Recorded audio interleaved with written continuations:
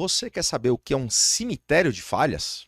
Você quer saber o quanto o ambiente vai interferir nos seus hormônios, no seu pensamento, na sua inteligência, na sua performance do dia?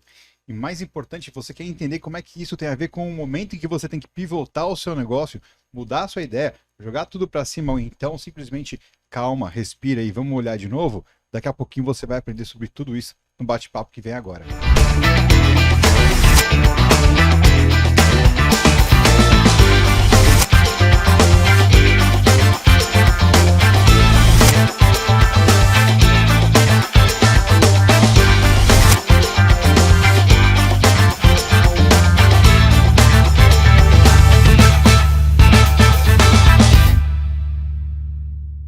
Fala galera, sejam muito bem-vindos ao nosso episódio de número 501 do Coffee Talks! Rebranding do nosso café com segurança. É isso aí, muito embora, Ah. né? Cadê minha caneca do Coffee Talks, Alberto? Cara, eu não sei, só sei que falaram que a Dani já tá careca de saber que era pra ter trazido uma caneca com o nome Coffee Talks. Manda ela então não- você, ó, manda @Dani Mota. Cobra as canecas do Coffee Vamos- Talks. Vamos Carecas enfiar do Coffee Talks. o direct dela. Ada, a gente vai continuar no hashtag Vamos Ah, Animar? vamos animar, Sempre, né? Eterno. nunca morre. É. Nunca. Até- Quase, até ele por começou morrendo. Ele começou morto. Ele começou É. morrendo. Benjamin Button. Voltando assim, e agora tá uma criança. Mas Muito aí, bom. é isso Rapaz, aí, mas galera. era pra ser só 15 dias, cara. Era pra ser 15 dias. Nossa, os caras falaram que ia ser 15 dias. Vamos fazer umas lives aí, 15 É. dias. 500 episódios. 500 episódios. 500 episódios do nosso Coffee Talks. Hoje, Coffee Talks. Mas é muito bom que a gente possa estar todas as segundas-feiras, 8 horas da manhã, com episódios inéditos. Trazendo informação para que a gente possa Respira aí, transformar É que o Christian não tava lá para poder fazer em paralelo, entendeu? Entendi. Boa. É. Não justifica, mas tudo É, bem. então. Trazendo informação para que a gente Importante é possa alguém ter a transformar culpa, em conhecimento, dicas, skills, boas práticas de grandes Benchmark. profissionais. Era pra você respirar, Clevão. Ah, meu Ajudando. Deus, que contribuem conosco aqui no segmento. E é muito bom estarmos juntos. Eu, Kleber Reis, Silvano Barbosa, Olá. Christian Visval, mais uma vez ausente, Adalberto Cri, Benha. cri, cri, cri. Onde cri. está Christian? Mas a nossa mascote é Eusébia Será que ele tá no Matoso. bolso? É. Porque às vezes tem arquiteto que fica no Arquitetando, bolso, hein? hein? Arquitetando. Não, foi horrível. Não. Mas a nossa mascote é Eusébia Matoso. Está no lugar Essa de é Christian Visval. Essa não falta. Adalberto Benhaja. Vamos animar! E o nosso convidado mais do que especial de hoje, Daniel Alves conosco. Muito bom, muito bem-vindo, Daniel. Muito bom dia a todos, é um prazer enorme estar aqui com vocês. Maravilhosa energia. Agora dá para entender porque que já foram centenas de episódios. Pois é, e tivemos essa mudança no episódio. Qual vai ser a mudança do episódio 1000, Adalberto Benhaja? Rapaz, aí a gente tem Ele 499 ficou pra fazendo pensar, né? aquele suspense É, todo, né, nos exatamente. anteriores. Agora Não, mas passou. No episódio 500, Agora né? volta lá no episódio da segunda passada, que aí você vai ter Marcos todas as Marques novidades. esteve Foi conosco. sensacional, Bate-papo bate-papo fantástico. fantástico. E a mudança do nome, né? Que tem muita coisa envolvida nisso, né? Que um dos pontos é a gente falar cada vez mais com o mercado de segurança, mas a gente sempre, desde o início, falou que o nosso propósito, um dos propósitos, dos objetivos, era a gente fazer o segmento de segurança se tornar mais visível. E quando a gente faz isso acontecer, né, interagindo com todos os outros segmentos, interagindo com o mercado todo e não só com o segmento, saiu o nome segurança, né? Exatamente porque aqui a gente está conversando, né? Que foi um batendo pouco o que papo, aconteceu com o CT também, né, Ada? Eu tava lá no Mato Grosso do Sul. extrapolou O o pessoal segmento. fala, o né? CT Segurança, era, de fato, era o CT Segurança, que agora é o CT Hub, traz segurança e tecnologia. Perfeito. É isso. E a gente está transmitindo lá pelo YouTube, youtube.com/CTHub oficial, mas também estamos lá no Spotify, é isso mesmo, Adalberto? Isso mesmo, lá no Spotify chegamos hoje ao nosso episódio, o 501º episódio, 501 episódios. Quingentésimo. Essa era a Facilitou, novidade. não, que tá mais Ah, Mais facilitado. fácil, quingentésimo talvez. Acho que ele Mas, acabou enfim. de usar o dicionário de bolso. Boa. E estamos lá no Spotify, onde você pode ouvir todos os episódios, se esbaldar com o conhecimento produzido por todos esses convidados, sem precisar ficar olhando para essas carinhas prejudicadas aqui no YouTube, tirando sempre, claro, do convidado, né? O convidado, o convidado não, né? São essas 3 carinhas aqui, né? Enfim, lá no Spotify você pode ouvir todo o conteúdo e se esbaldar, ouvir a hora que você quiser, quando estiver levando o cachorro para passear, essas coisas, você pode consumir também o Coffee Talks aqui no CT Hub, lá no Spotify. No Spotify você também pode seguir lá o canal do CT Hub, você também fica sendo avisado sempre que entrar um episódio novo, e esse daqui a pouquinho vai estar lá também pra galera. Sensacional. E você sabe, né, Clebão, que a arquitetura é a vontade de uma época traduzido em um espaço. Eu já vou anotar aqui pra incluir no pitch. Ih, rapaz. E disseram que você é bom de pitch, hein, Daniel? Não, mas depois dessa ele já começou elevando o nível. Ah, boa, boa, boa. E o nosso tema de hoje será como... Entendeu a própria letra? Como saber o momento... Exatamente isso. Como saber o momento de pivotar o seu negócio. Como este momento agora, né? Pivota pro convidado agora. Vamos pivotar pro convidado? Daniel, conta um Sensacional. pouco pra nós, antes da gente entrar no tema da tua história, da tua trajetória. Bom, gente, mais uma vez, prazer enorme estar aqui, ainda mais, né? A gente tava falando, você falou de arquitetura a gente sempre fala de design de interiores. É um prazer inenarrável sentar numa poltrona Chesterfield, né? Belíssimo Olha gosto. Importamos da Inglaterra. Não, eu sinto aqui o perfume da rainha. Dá pra perceber. Ela ganhava cafuné. Esse programa vai longe hoje. Vai longe, vai ser bom esse papo, cara. Dá pra ver. Maciez do cu. Tá vendendo bem o CT Hub, né? Tá bem, tá legal. Dá pra ver a qualidade do produto aqui. Vocês que estão em casa não vão conseguir sentir, mas a maciez aqui desse couro, com esse botão, né? Eu tô brincando aqui do Chesterfield porque isso é um modelo, é um mobiliário bastante clássico, né? E vocês acertaram muito bem aqui, porque faz parte do contexto de receber importantes convidados. Não eu, no caso, hoje, né? Eu vim só para variar o tecido mesmo. Mas respondendo aqui... O tecido é ótimo. Respondendo a tua pergunta, falando um pouquinho só para apresentar para a audiência, que talvez ainda não conheça, não tá perdendo muita coisa, né? Não prometo muito, mas vou entregar o máximo aqui hoje. Eu sou empreendedor assim, desde sempre, né? Aquele empreendedor que nunca teve a carteira assinada de fato, então... logo desde pequeno ainda sou, na verdade, né? Não dá pra ver que eu tô sentado, mas Te não... entendo. Silvano Barbosa. Eu bebo a isso. Um brinde. Ainda sou desde sempre muito atento a oportunidades que achava que podia explorar algum tipo de valor, né? Gerar algum tipo de demanda, algum tipo de capital. Em alguma coisa que não estava sendo explorada da melhor forma. E isso começou logo cedo, quando eu tinha uns 13 anos aproximadamente. Um grande amigo meu, o Roberto Monari, ele abandonou a carreira de tecnologia para ir trabalhar com eventos. Hoje a gente já sabe que isso não deve ter sido uma boa ideia, né? Mas naquela hora ele estava muito cansado de ficar atrás das telinhas pretas do computador, ele programava e tal, e decidiu migrar, inserir no mercado de eventos, foi estudar muito sobre a área de coquetelaria, de alta coquetelaria, aprendeu muito. Hoje ele é um belíssimo mixologista, um grande mixologista super premiado. Mas lá naquele momento, ele estava fundando a Class, uma empresa de alta coquetelaria para eventos, né? E de alta coquetelaria naquele momento a gente tinha só vontade mesmo, sabe? Tava aprendendo ainda o negócio. E isso foi legal para entender que, por mais que você tenha grandes ambições, você pode começar bem pequeno, você pode começar bem no básico, né? E aí naquela época a gente percebeu que o mercado ele tinha várias oportunidades, porque o mercado de eventos sempre foi muito grande, sempre foi muito poderoso, mas ele ainda não era tão bem servido e abastecido de soluções como nós temos hoje, né? Hoje basicamente qualquer coisa que você queira fazer, pensar em fazer um evento, você vai ter inúmeros fornecedores em todas as categorias para que você possa comparar quais são as melhores condições. Naquela época existiam pouquíssimas empresas oferecendo o serviço de bar de fato, né? O serviço de coquetelaria. E a Class, ela nascia com um propósito, com um direcionamento muito claro, que ela gostaria de oferecer altíssima qualidade com um preço muito acessível. E assim começou, com 13. A gente começou, eu obviamente menor de idade, né? Então não poderia manusear bebida alcoólica, tá dentro de eventos, mas fui sendo responsável pelo time comercial. E aí a gente foi vendendo os 2 primeiros anos ali, você vai dando aquela patinada, mas dava para ver um pouco de tração no negócio. Realmente, quando eu estava com uns 15, o negócio ele já estava indo muito bem. E aí foi o primeiro momento que eu entendi o real significado de empreendedor, né? Que é realizar uma tarefa árdua, um trabalho difícil, porque você vai vendo que são ciclos e eles vão alterando, você vai tendo vitórias, mas também vai subindo muito a barra, né? E aí naquele momento E a até gente esse momento você ainda estava no autodidata. tá totalmente no autodidata.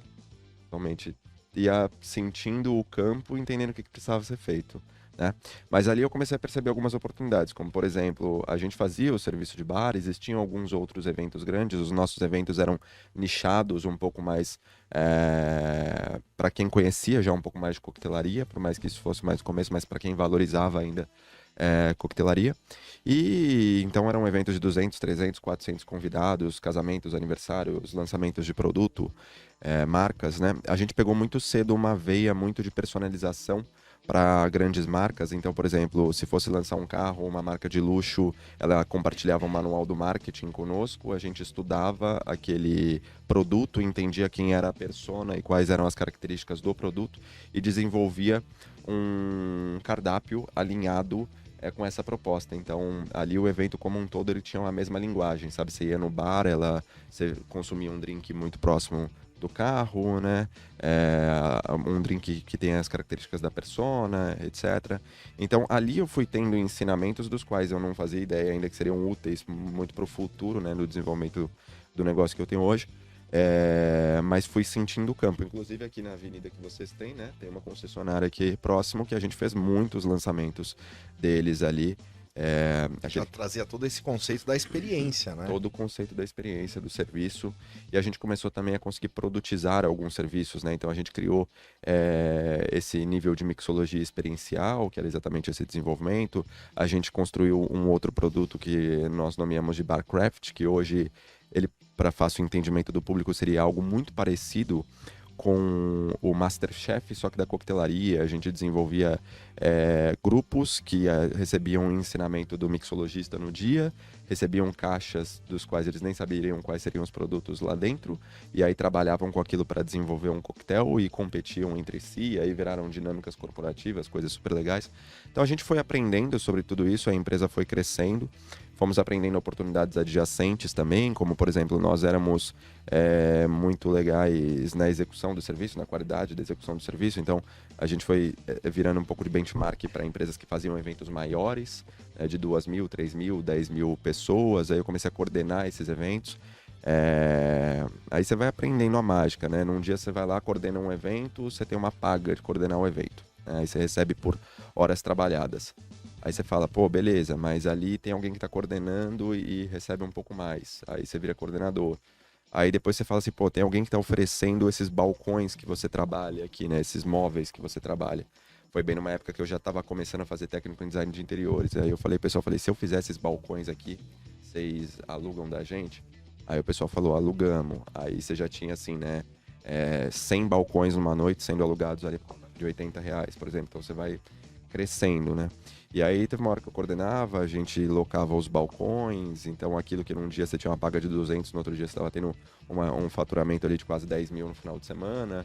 E você vai vendo como é importante você estar muito atento às oportunidades, né? Tudo isso me deu uma base muito interessante para começar a entender um pouquinho de escala, começar a entender como é que você fazia para que você pudesse ser remunerado sem que você estivesse ali executando de fato.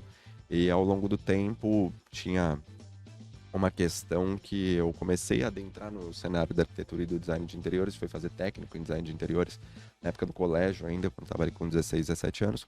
Gostei muito, depois fui fazer graduação e aí emergi nessa área. Foi quando eu comecei a compreender que arquitetura e design não se tratavam de uma questão estética, mas sim de qualidade de vida, saúde e bem-estar, né, dos espaços que nós habitamos, e decidi pivotar aí a minha carreira muito mais para esse lado, né? Nós ainda temos a Class, mas aí que nascia depois aí o PIC, que viria a dar origem ao Arquiteto de Bolso, e aí toda a trajetória de produtos tecnológicos mais escaláveis, que de fato hoje, em vários momentos do meu dia a dia, eu vejo que muito do que a gente consegue resolver hoje tá baseado nessa expertise adquirida nos eventos, né? Que eu costumo dizer que evento, ele é muito parecido com uma criança. O evento e uma startup, eles são muito parecidos com uma criança nos seus 2 primeiros anos, né? Se você tirar os olhos aí, qualquer coisa mata, sabe? Então, tem tudo para dar errado no primeiro momento. Um evento, você precisa ter a competência de contornar vários problemas sem que o contratante perceba, né?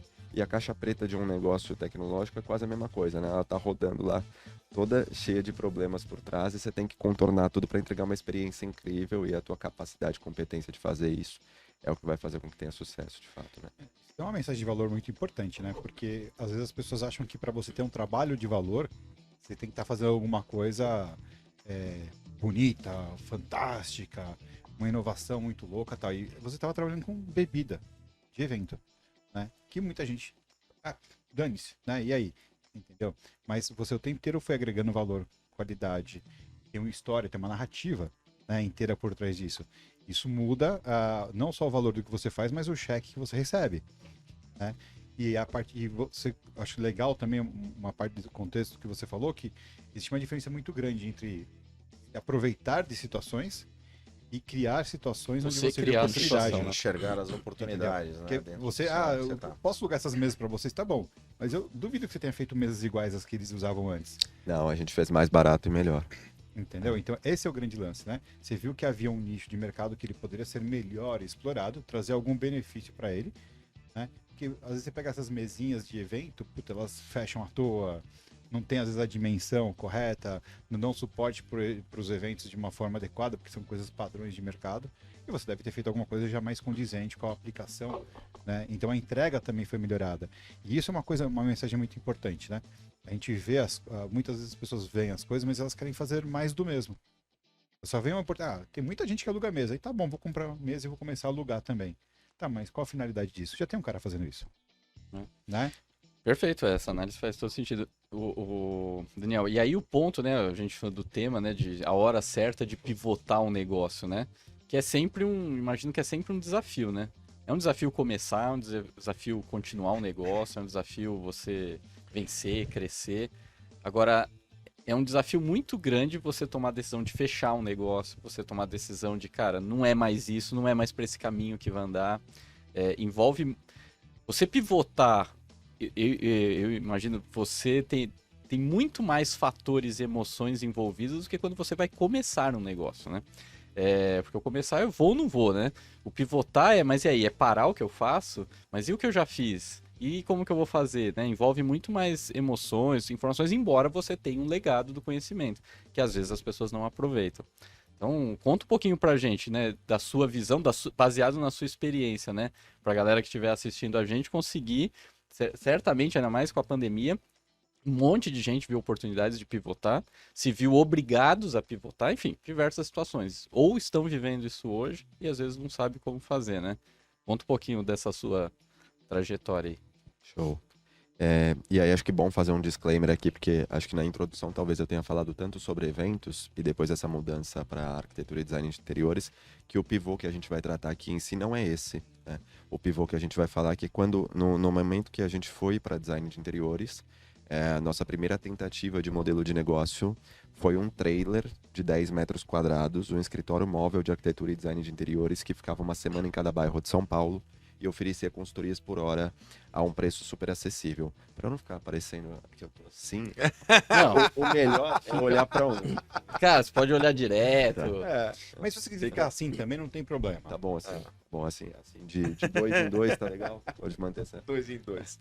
Bom, o Silvano é mais carente, então se você quiser ficar olhando mais pra ele, eu acho que ele vai ficar mais feliz. Beleza. Então, a pivotada que a gente vai trazer aqui mais como objeto de estudo é relacionada ao momento que nós já estávamos na arquitetura e no design de interiores, o modelo de negócio da YouPic, que é o nome da empresa, YouPic.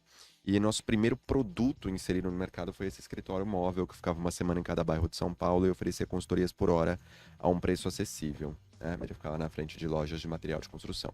Isso foi um modelo construído lá em 2015, 2016. E ele é completamente diferente do modelo que nós temos hoje, né? A empresa ainda chama YouPic, mas o produto que nós temos hoje não é um trailer, é o que chama arquiteto de bolso. E é bastante tecnológico, escalável e é online. Então tem uma mudança de... Você tinha um modelo ali offline, físico, um trailer, um escritório móvel, e agora você tem um modelo digital, né? online completamente diferente. Depois eu entro no mérito deles, mas como que se deu, né, essa mudança e por que se deu. E daí, antes até de falar de momento ideal para pivotar um negócio, pelo que eu aprendi, você tem uma série de fatores que vão basicamente te mostrar que você precisa ir para outro caminho. Porque o que fazer de fato, geralmente a gente não sabe. É muito difícil você saber o que você vai fazer. Qual que é a decisão que vai te levar, a startup de $1 bilhão, se esse for seu desejo, qual for. A gente vai aprendendo o que a gente não deve fazer, né? E aí que entra a importância de muito teste e muita validação. Então, por exemplo, eu acho que a primeira coisa que é muito importante, agora recado para o empreendedor lá, né? É isso. Recado para o empreendedor aí. A primeira coisa que é muito importante é você saber o sentido que você faz. Mas sentido em duas questões. Primeiro, o sentido de propósito do que você deseja fazer. E segundo, um sentido de direção, né? Que é para qual lado que você vai. Então, o que eu quero fazer e em qual lado, qual é o tamanho do que eu quero fazer. Porque, por exemplo, era muito claro para nós que a gente desejava, tinha o propósito de democratizar a arquitetura e o design de interiores. Então, a gente tinha esse propósito, a gente mantém esse propósito, a gente tem esse propósito. Agora, por qual caminho que a gente iria fazer isso, era o desconhecido ainda, né? Então, tiveram dois caminhos ali, o caminho do trailer e o caminho do arquiteto de bolso. Então, hoje a gente sabe qual que era o mais ideal. Naquele momento a gente ainda não sabia, né? Só conhecia uma iniciativa. E aí é importante você ter consciência que ao longo da jornada, por exemplo, tem algumas pesquisas que demonstram que efetivamente é muito difícil desenvolver um produto, né? Tem um cara que chama Paul Reynolds, de Stanford, que ele fala que são construídos 5 milhões de negócios todos os anos no mundo. 5 milhões de negócios. Faz ideia de quantos deles falham? Ah, certamente para cima de 50%, 60%. Acima de 50, pra cima de Eu diria acima de 80%. acima de 80, 85%. 85%. É só para seguir a escadinha, né? 50, 80, 85, 90 é a resposta, na verdade. Legal. 90% dos Sou mais negócios. otimista que vocês. É que você tá olhando para um nicho que você tá ao lado de empreendedores de sucesso. De sucesso, né? Então tá. já aumenta.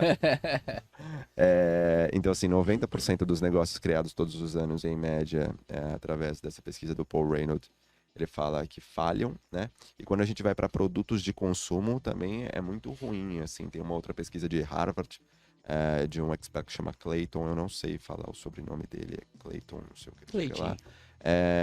E ele fala que 95% dos produtos de consumo que vão ao mercado todos os anos também falham, né?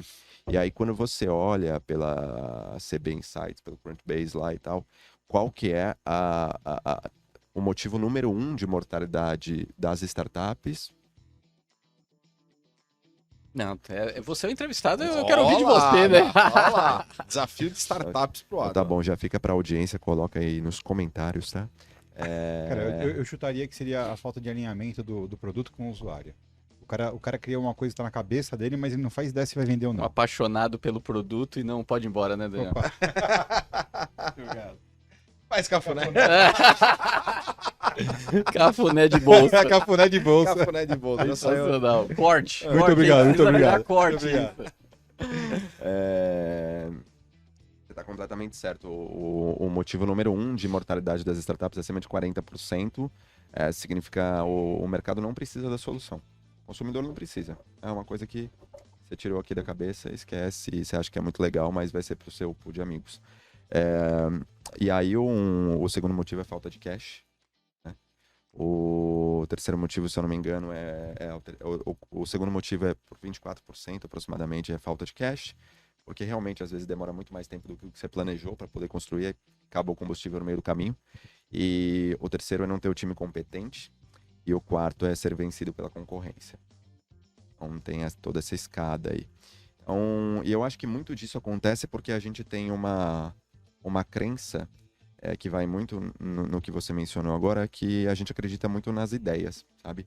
E isso é maravilhoso, porque criar essas fantasias possíveis na nossa cabeça, de coisas que a gente sonha, que acha que vai funcionar, elas são maravilhosas, mas todo brasileiro diz, né? Putz, eu tenho uma ideia de negócio, a gente ouve isso em todo churrasco, em toda roda de conversa, né? Eu tenho uma ideia, eu tenho uma ideia, uma ideia.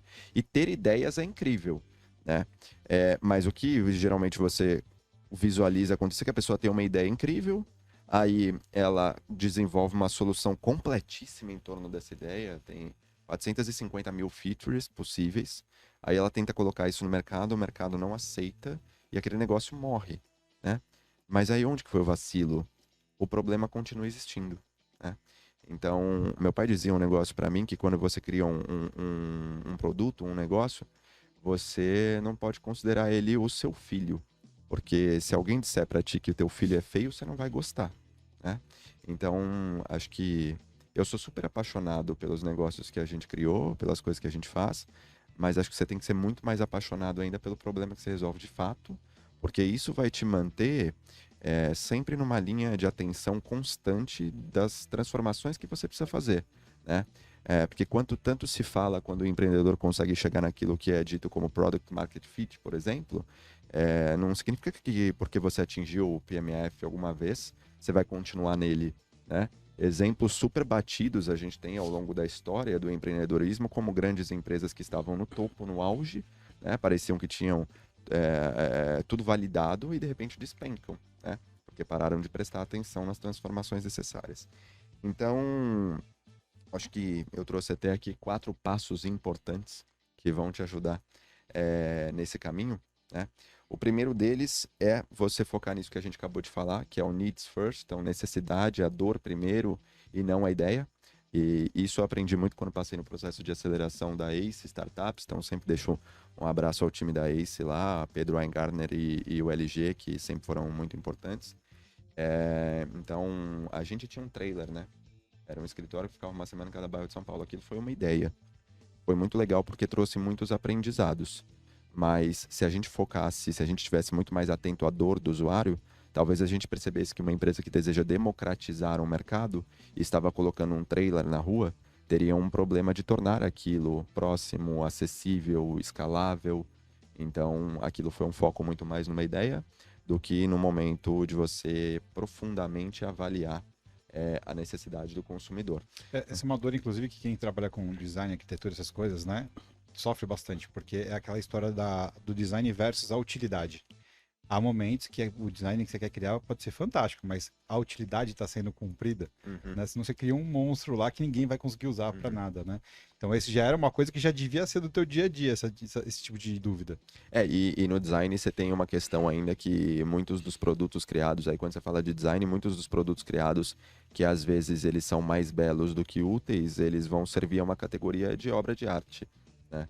Então você ainda tem uma questão de admiração daquilo, mas quando você vai para o modelo de negócio, o modelo de negócio ele tem que se provar de várias formas, né? Existem muitos apaixonados pela Apple, por exemplo, que, né, colocam todos os produtos num patamar muito alto e é um produto que consegue atingir numa determinada forma. Você falar de devices que eles produzem, o estado da arte, porque é belíssimo, é contemplado por várias pessoas, mas eles por trás têm um modelo de negócio poderosíssimo que às vezes alguns dos produtos da Apple faturam mais do que empresas gigantescas por si só em sua venda, né? Então, a gente naquele momento não estava desejando o estado da arte, a gente estava desejando resolver um problema democrático de pessoas que precisam de ajuda, mas acham que está muito distante da sua realidade, né? E aí... E foi super importante você ter testado esse modelo. Totalmente. Né, Daniel? Isso é interessante. Você idealizou, você entendeu a dor e foi para o físico.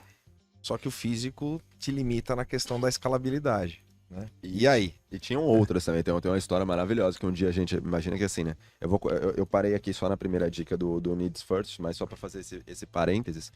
Dos mais variados problemas a gente teve, né? Porque, por exemplo, imagina que você tinha um trailer, eu tenho uma sócia maravilhosa, né? Marcinha, daqui, nossa CEO e cofundadora. E a Márcia, ela tinha uma Pajero Full que dirigia o trailer. Então pegava o trailer, conectava na Pajero, um reboque. Então assim, ficava um conjunto gigantesco. Eu não lembro quantos metros dava, mas passava... 3 vagas da Zona Azul. É muita coisa, Devia dar mais de 10 metros, assim. Acho que o trailer tinha 6 de extensão aqui, alguma coisa assim. Dava muitos metros. Não lembro quanto, mas era um negócio grande, assim. E aí a gente ia e parava numa loja, né? Na frente da loja. E aí você tinha que baixar os pezinhos do trailer e nivelar ele. Então já começava num trabalho de nível, nivelava o trailer, aí você começava a montar o trailer por dentro, com todos os seus utensílios decorativos, que estavam presos, porque você carrega tudo preso, porque vai balançando, aí você coloca os livros, coloca a cafeteira, tinha banheiro, tinha um monte de coisa, aí arruma tudo. E aí começava a trabalhar. Aí um dia a gente estava parando numa loja, e a loja ela era íngreme, tinha uma descida, então você tinha que fazer uma compensação, colocar a parte do trailer mais pra frente. E o trailer, ele já tava solto do carro, ele começou a voltar pra trás. E aí, assim, ele tava aqui na vaga, e aí o carro da Márcia tava aqui na rua, lá na Vila Madalena. E aqui tava o trailer. Aí a gente soltou o trailer. A Márcia parou o carro aqui. De repente eu começo a ver que o trailer começa a dar uma mexida assim.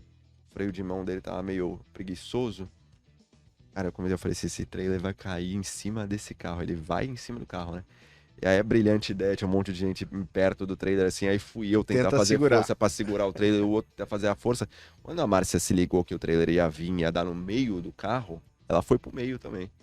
E aí no final a gente segurando assim, fazendo aquela força terrível, juro pra você.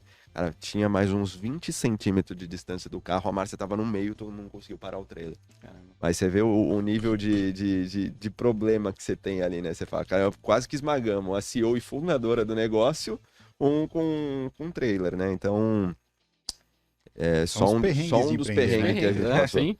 Eram vários, né?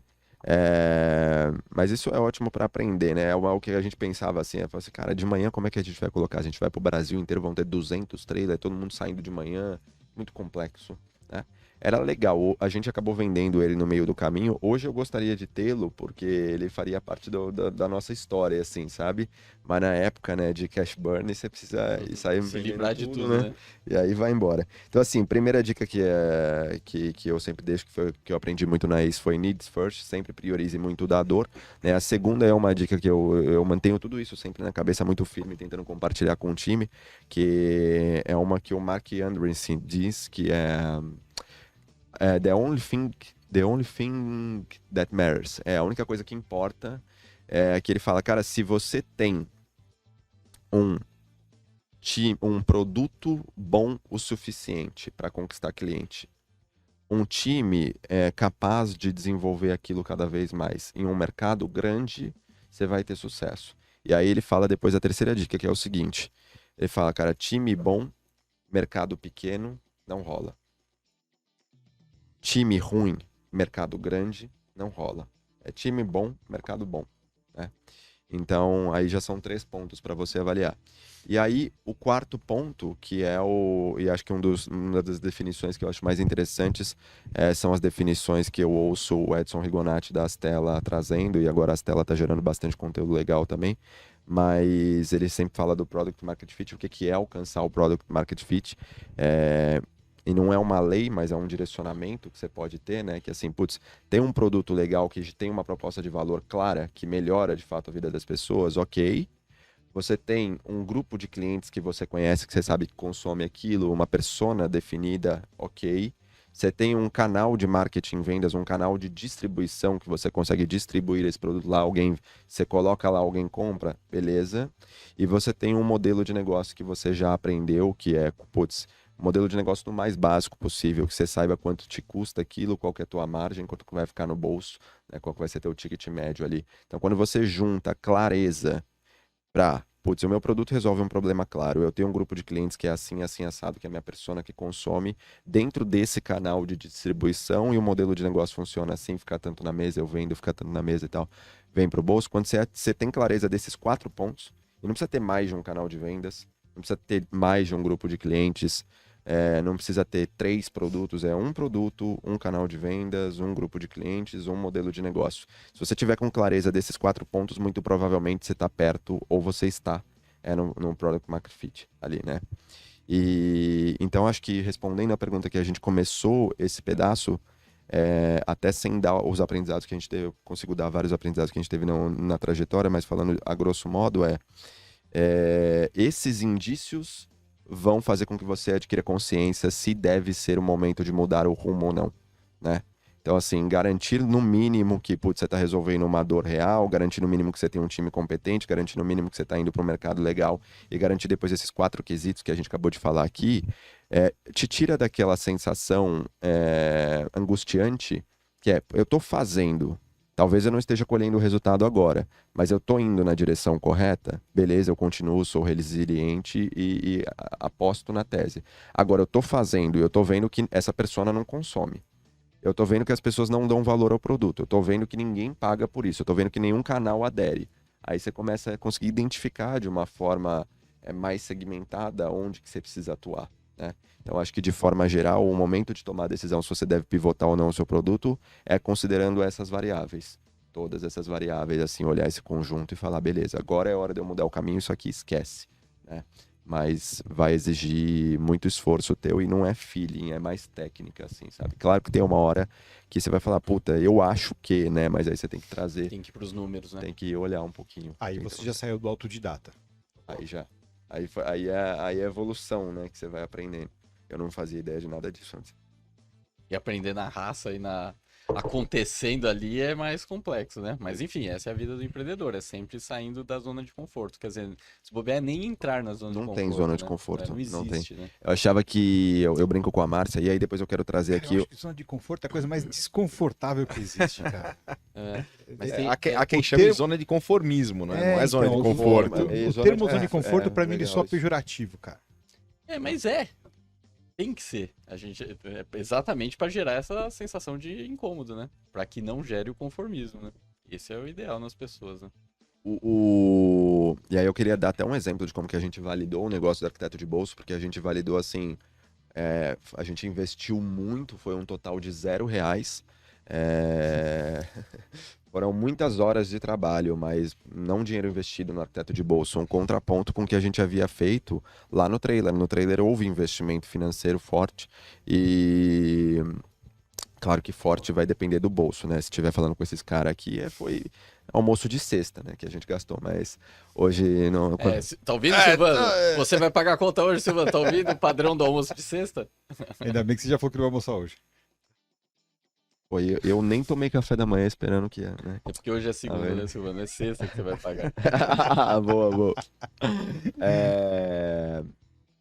Mas fazendo um comentário antes sobre zona de conforto e tal, uma coisa que eu tinha uma ilusão na cabeça sobre empreendedorismo, e eu acho que às vezes talvez as matérias que a gente vê correndo o tempo todo na internet, as grandes rodadas de investimento, as big techs e tal, por mais representativas e importantes que elas sejam para o ecossistema, representam uma minoria, né, da totalidade de negócios que existe no Brasil e no mundo. Então, às vezes a gente acha que vai ser muito rápido, às vezes a gente acha que muito facilmente a gente chega numa coisa grande, a gente levanta muito dinheiro e tal, mas a verdade é que no dia a dia a parada não funciona assim. E a verdade também é que, por exemplo, brincava com a Márcia quando a gente recebeu a nossa primeira rodada de investimento, né? A gente falava, pô, caramba, recebeu uma primeira rodada. Hoje eu olho, eu achava que naquele momento ali, putz, era 2 aninhos, já era unicórnio, né? E aí hoje eu olho e falo assim, caramba, naquele momento que a gente recebeu a primeira rodada, a gente estava numa fase de problem solution fit ainda. Era para entender melhor as hipóteses do problema. Aí depois veio a segunda rodada, da Bossa, a gente fez uma com a Bossa, com o Keplito, acreditou na gente lá atrás. Pito. Gostei. Essa foi boa. Aí a gente... Kepler é um cara legal, ele ajudou bastante a gente. Já esteve conosco aqui no café, Já. sensacional, sensacional. E aí a gente fez a segunda rodada e no momento, na hora que você tá ali, né, que você tá muito zoom in e tal, você fala, pô, legal, segunda rodada, já entendi o problema, agora a primeira versão do produto vai bombar, tranquilo. E aí passou mais um tempo e agora a gente vai fazer o anúncio de uma terceira rodada, né? E agora a gente já é muito mais consciente, né?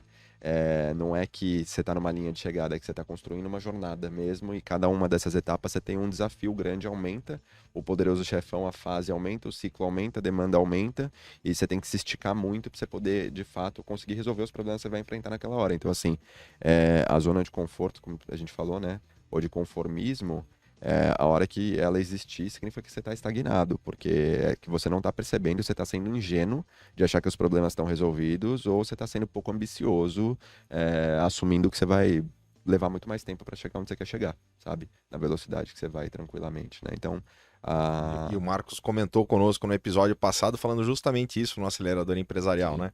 Ou você tá crescendo ou você tá morrendo, não tem jeito. Estagnação não existe no Não fundo. tem. Não... a gente fala pro nosso time lá, não crescer no mínimo 15% ao mês significa que a gente tá morrendo. Não tem vitória se não for isso, né? Então,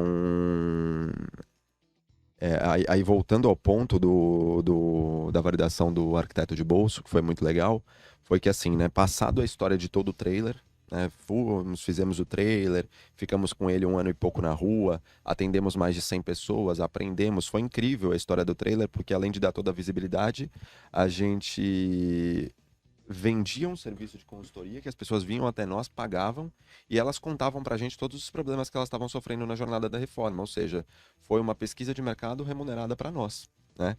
Costumo dizer. Então, nós, claro que geramos algum valor com o que a gente oferecia para as pessoas ali, mas acho que realmente a gente estava recebendo muito mais em troca. E porque depois, quando nós entendemos que não era naquela direção, a gente ainda não sabia para onde ia. A gente entrou na Ace Startups na época, foi participar de um programa de aceleração deles que era dividido em 2 etapas, primeiro Start, depois Growth. Na primeira etapa, o LG, que foi o nosso sponsor, o Luiz Gustavo Lima, ele já chegou, assim, 5 pés no peito. Eles falaram, vocês querem o quê? Lifestyle business? Ou vocês querem um negócio que vai transformar o mercado? Ele falou, porque esse trailer de vocês aí mais parece uma Maria Mole, esse modelo de negócio. Se vocês quiserem, a gente dá um trato nisso aí, passa um pincel, encapa num jeitinho de franquia, distribui. Vocês vão ter um Prolabore legal, 20, 30 mil reais por mês, vão andar de Mercedes e BMW. E ele falando assim, eu falei, esse é o ruim? Opa! Onde é que faz isso aí? Aí ele falou, mas se vocês quiserem construir alguma coisa que vai de fato transformar a forma como as pessoas consomem esse segmento, não é pra onde vocês estão indo, né? Aí eu falei, bom, beleza. Aí eu e a Márcia, a gente olhou um pro outro assim, né? Tinha passado mais de 1 ano, investimento, puta esforço e tal, relador. Aí a gente foi pra casa, cortamos pulso, né? No dia. Voltamos no dia seguinte, miúdo, né? Você vê cabeça baixa, assim. Você vê um empreendedor com cabeça baixa na rua, você já sabe, né? Ó, fudeu, o cara, ele tá passando ali. Não é fácil. Não é fácil. Aí voltamos e falamos, já que estamos na escolinha de negócio, vamos aprender, né? Porque ambos tinham tido experiências empreendedoras anteriormente. Eu tinha empresa de eventos, né, lá, e a Márcia, um escritório de alto padrão em arquitetura super bem sucedido, sabe, de obras fantásticas, assim, de grandes nomes. E então a gente sabia fazer algum negócio anteriormente, mas a gente não sabia fazer esse negócio que a gente queria fazer, né? E acho que é aí que entra uma coisa muito importante, que é, você vai validar um modelo de negócio, você quer construir alguma coisa, você tem que deixar primeiro o ego em casa, sabe? Porque, putz, a Márcia, 20 anos de experiência em arquitetura e design de interiores, tinha um escritório bem sucedido, você vai falar que não vai saber fazer um outro modelo de negócio assim? Não, a gente não sabia, eu não sabia. É completamente diferente a parada. Então, você tem que assumir um mood de, cara, eu só sei aquilo que eu testei e compreendi, né? E aí a gente foi fazer pesquisa de mercado, passamos 6 meses dentro de loja de material de construção, home decor. A gente ficava com um fonezinho não tinha os fones ainda, Bluetooth. A gente ficava com um fonezinho pra fora, caído aqui. E conversava com as pessoas que estavam na loja, reformando e decorando, como se a gente fosse estudante de pós-graduação, né? Claro que a lata estava menos judiada, né? Eu não tinha rodado tanto tempo com pneu murcho, ainda era mais novo. Então, dava para disfarçar um pouquinho ainda. Aí a gente trocava uma ideia com a galera, e aí, à medida que a gente foi fazendo pesquisa incessantemente, por 6 meses, assim, eu ia em churrasco de família, e se você não estivesse reformando ou decorando, eu nem queria conversar com você, porque eu só queria ouvir os problemas das pessoas que estavam reformando e decorando. E aí você imerge mesmo na parada ali, a milhão. Isso foi um valor grande daquela fase do furgão, né? Exatamente. Isso, Você já estava com bastante alimento já dessa fase, você estava turbinando mais ainda para ter a noção da dor que você precisava resolver. Ali a gente, ao longo da época do trailer, a gente começou a entender, passou a euforia do começo, a gente começou a entender que o que as pessoas estavam desejando de nós não era o que nós estávamos entregando como produto ali naquele momento. E aí gerou muito do inconformismo de falar, putz, não vamos concluir o nosso propósito com isso. Aí no segundo momento, na pesquisa de mercado, a gente já tinha entendido que o que a gente fazia não era o caminho certo, mas a gente estava tentando coletar indícios para onde que a gente iria, né? Não fazia a menor ideia de onde que a gente iria ali. A gente começou a aprender o seguinte, você falava com a pessoa assim, você tá reformando ou decorando? Tô. Com ajuda ou sem ajuda profissional? Sem. Por quê? Porque custa caro. Você pesquisou se tem uma oportunidade mais barata? Não. Por quê? Porque eu tenho certeza que está completamente distante da minha realidade. Ou seja, existe um senso comum de que a arquitetura e o design de interiores não é para as pessoas. E isso traz um segundo problema. As pessoas não fazem ideia do que faz um arquiteto ou designer de interiores, porque está muito distante delas. Isso traz um terceiro problema, que as pessoas acham que o ambiente que você habita é simplesmente uma questão estética, quando ele é 100% capaz de definir a tua performance ao longo do dia. O seu ciclo circadiano, a sua produção de hormônios, neurotransmissores, cortisol, melatonina, tudo que você faz está ligado ao ambiente que você está, né? É relacionado, indissociável. Então isso está muito longe da população em geral, né? Menos de 10% das reformas do Brasil tem apoio profissional. Então significa que a gente está elitizando o bem-estar. E isso é completamente desproporcional, porque viver bem é direito de todos, independente de sua classe social, gênero ou etnia, né? Então a gente tinha esse inconformismo. A gente falava como algo que é tão valioso, está tão restrito, não pode. E ele está tão distante até da conscientização das pessoas. Porque você vê, né, a resposta da pesquisa que a gente estava falando. A pessoa não consegue fazer o gatilho, estou reformando ou decorando, quanto que isso é importante para mim. Eu quero deixar minha casa bonita, confortável. É esse o pitch, né? Não é eu quero ter maior performance, eu quero aproveitar mais do que meu corpo pode oferecer para mim. Então, era preciso. Ali a gente entendeu que tinha uma tarefa muito difícil. A gente falou, nossa, tem alguém que está precisando de ajuda, mas não está procurando por isso.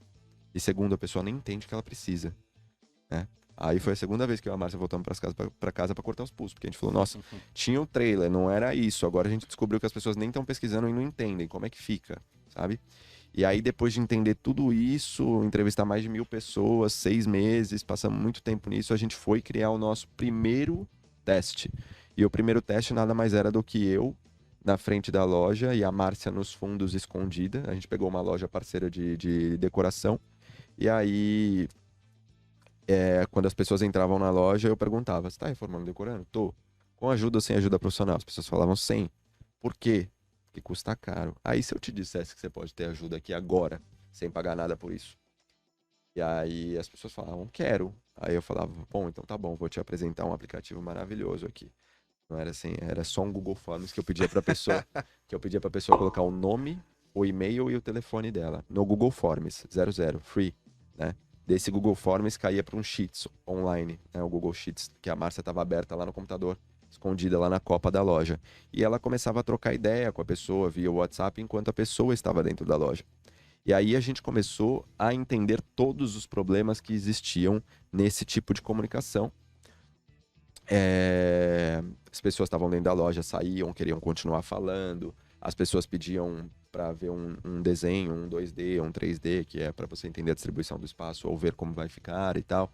E aí, à medida que a gente foi conversando, mesmo com o consumidor que estava ali num ambiente offline, mas conversava conosco online, digitalmente, a gente foi entendendo tudo que a gente tinha que desenvolver para que a gente pudesse, de fato, resolver um problema dele.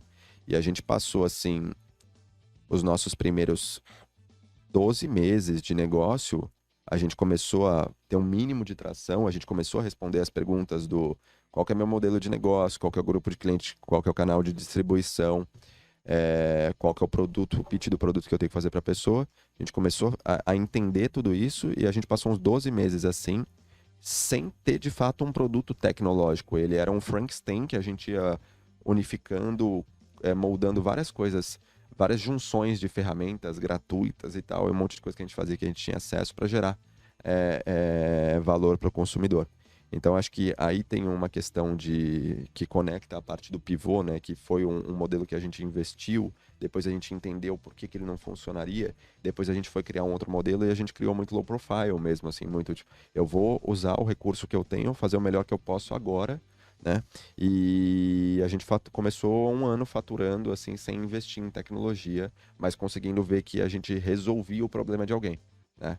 Então, resolver o problema é muito mais importante do que o produto, né? Talvez você encontre mais de uma forma de resolver o problema, mas você precisa entender muito dele, e foi isso que a gente foi fazer. Então, até hoje a gente carrega na empresa vários desses aprendizados e a gente valida o tempo todo. A gente valida ao ponto da gente entender o que a gente precisa entregar até 2024 para que a gente continue tendo Product Market Fit, o que a gente precisa entregar em 2026 para que a gente continue tendo Product Market Fit. É claro que pode mudar, né? Meu pai falava uma parada que eu sempre lembro, que ele falava assim, se você tiver numa guerra e houver qualquer divergência, recado para o empreendedor também, isso aqui. Se você tiver uma guerra, se vocês tiverem uma guerra e houver qualquer divergência entre o mapa e o terreno, confie no terreno. Então, confiar só no Gustavo plano. Caetano traz essa mensagem também de uma forma muito, muito importante. Confia no terreno. Confia O no mapa é terreno. importante. Ele é super importante, mas confia no terreno. Sim. Então, e a história do pivô mostra isso, né? A gente tinha uma ideia, a gente tinha um plano, fomos pro trailer. Aprendemos no terreno o que a gente não deveria fazer. Depois, ao invés da gente construir um grande plano depois, não, a gente foi diretamente no terreno, até no momento de validação do arquiteto de bolso, né? E aí a gente foi sentindo o terreno, construindo o plano, sentindo o terreno, construindo o plano. E hoje temos um plano de longo prazo, né? Um plano ambicioso, mas a gente vive testando o terreno a todo momento, né? E aí o arquiteto de bolso hoje, ele é o resultado de você atender a necessidade do consumidor, deixando com que ele desenhe aquilo que ele precisa, né? Porque a gente saiu de um modelo de um trailer lá atrás para algo que hoje a gente resolve um ambiente da sua casa em no máximo 2 horas, 100% online. Você e um arquiteto ou designer de interiores trabalham juntos em tempo real e na hora desenvolvem a solução da distribuição do espaço para você ver o melhor aproveitamento fazendo uma planta 2D, perspectivas 3D para você ver como vai ficar, navegação 360 para você olhar o ambiente de todos os ângulos e uma lista de produtos, quantidades e preços garantindo a melhor oferta dos nossos parceiros com tudo que você precisa para tornar aquilo real. E aí a gente já hoje comemora, né? Acho que até o momento que for sair aqui, for ao ar, a gente deve estar batendo os 32 mil ambientes resolvidos em 12 países, com mais de 800 milhões de reais em produtos recomendados dos nossos parceiros. Então, você vê como que a escala ela é completamente diferente, né? Você tem um ano num trailer, a gente atendeu 100 pessoas. O arquiteto de bolso já passa da casa dos dezenas de milhares, só que a progressão agora, ela começa a ser muito mais rápida, né? E tudo isso sempre, e aí, mais uma vez, quando você atende muito bem a dor do consumidor, o nosso NPS do arquiteto de bolso é sempre acima de 90, ele está em 94 nesse mês. Então, porque você está muito conectado com o que ele precisa, sabe? E acho que tudo isso é fruto de uma validação bem feita, de ter compreendido a hora que você precisa pivotar o negócio e mudar. E se precisar mudar, a gente muda de novo e cria o produto que vai matar o arquiteto de bolso. Não tem problema não que sejamos nós e não outros. Mas eu torço que o mercado se desenvolva também, porque a arquitetura e o design de interiores ainda é um mercado com muito potencial, muito pouco explorado até hoje. Animal. Sensacional, Daniel. E te permitiu, inclusive, tá hoje em 12 países, né? Com Pois toda é. essa Cooperação essa Made trajetória. in Brasil. Então a gente hoje tem orgulho também de poder exportar o capital humano que a gente tem, né?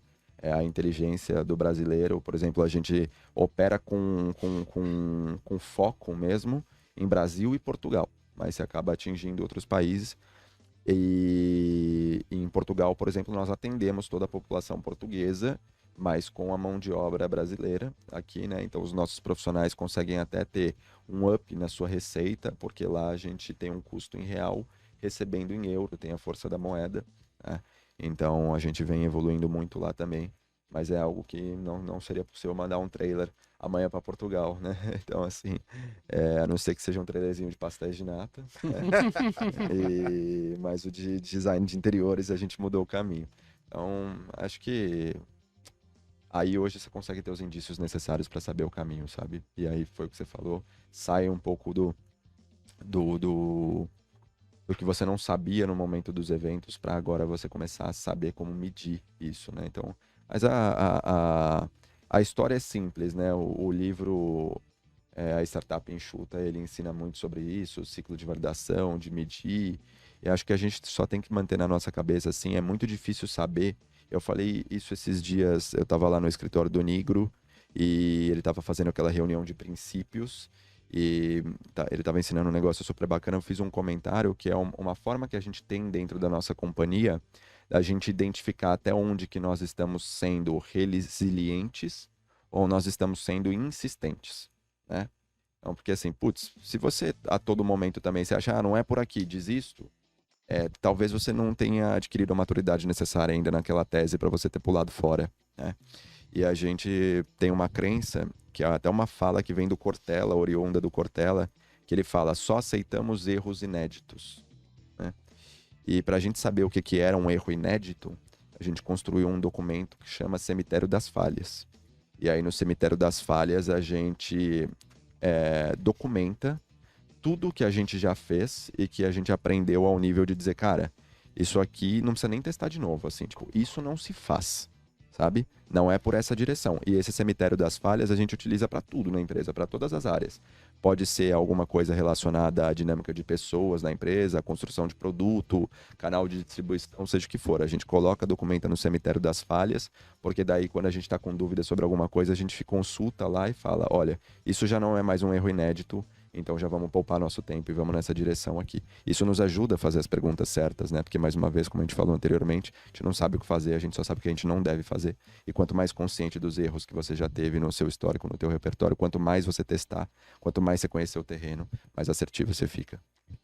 Sensacional. Sensacional. Pessoal, passamos um pouquinho, inclusive, do nosso tempo normal do nosso Coffee Talks. Mas valeu muito a Mas, pena. Ada, Conteúdo Daniel, velho. Daniel falou para nós sobre a Bossa Nova e a gente não pode encerrar esse programa sem falar do Pool CT Hub lá na Bossa Nova Investimentos. Bora, pitch rapidinho, então vamos Enche o lá. peitinho, vai lá. O CT Hub, o maior hub de comunicação do mercado de segurança e tecnologia, se junta à Bossa Nova, Venture Capital mais ativa da América Latina, com mais de 1.000 startups investidas, inclusive a Arquiteto de Bolso, que tem o prazer de ser investidor dela também, e quando ele tá falando aí dos muitos países, vai crescer e tudo mais, a gente fica mais feliz ainda. Enfim, o CT Hub junto com a Bossa Nova cria o pool de investimentos CT Hub, onde a gente busca investir em startups que desenvolvam soluções e resolvam dores do mercado de segurança, segurança patrimonial, proteção perimetral, alarme, vídeo monitoramento, inteligência artificial, controle de acesso, nuvem, LGPD, cibersegurança, drone. Queremos investir na sua startup? Você entra agora em bossainvest.com/ct-segurança.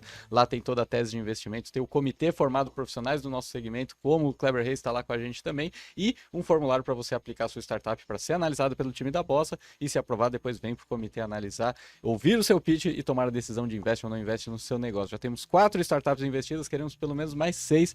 Então, vem para cá, que queremos conhecer a sua startup e fazer o segmento de segurança se tornar cada vez mais visível e mais conhecido. E se você também quer ser parte desse time de investidores, manda uma mensagem lá no @adalbertobenhage, no CT Hub, @CT Hub oficial, e também no Enge Kleber Reis com K Silvano Barbosa. com S. Manda lá. e com Barbosa. E com E Barbosa. com Ele ficou Cafuné. esperando a gracinha. Ele ficou esperando que eu fosse falar alguma coisa, Eu agora tava eu falei. esperando, mas tudo bem. Manda lá uma mensagem, vem fazer parte desse time também, que está ajudando a transformar o nosso segmento de segurança. Usando todo o track record da Bossa, né? Mais de 1.000 Exatamente. startups investidas. Inclusive a milésima Privacy Tools é investida do Pool CT Hub. É isso aí. Pergunta da Eusébia Matoso. A Eusébia aqui, eu vou traduzir, ela quer saber, Porque Daniel. o Christian, Daniel, É. sempre faz uma pergunta final, super importante, entendeu? E na ausência do Christian geralmente Visval é a única hoje, dele do entendeu? É a programa. única. É. Quem quiser entrar em contato, saber mais do Arquiteto de Bolso do Daniel, faz como? Perfeito, Arquiteto de Bolso. A gente tem tanto a nossa home principal, que é www.arquitetodebolso.com.br, como as nossas redes sociais. A gente tem um Instagram muito legal. Se você gosta da tua casa, faz sentido que você consulte, que é @arquiteto de bolso. E aí a gente tem também dentro do Pinterest, dentro do Facebook, todas as redes são sempre @arquiteto de bolso. O meu é _Daniel Oficial. E agora, em primeira mão até, hein? Um dos primeiros anúncios aqui. Em agosto, a gente vai fazer um lançamento super importante. Como vocês viram aqui, muito do que nós falamos é sobre o quanto que a tua casa ela tem o poder de transformar você como indivíduo, oferecendo sua melhor versão com a melhor performance, ou o contrário, se você não cuidar bem dela. A gente fala que quando você olha para o termo design de interiores, design é, no dicionário, a concepção de um produto. Interiores são os espaços onde a vida acontece.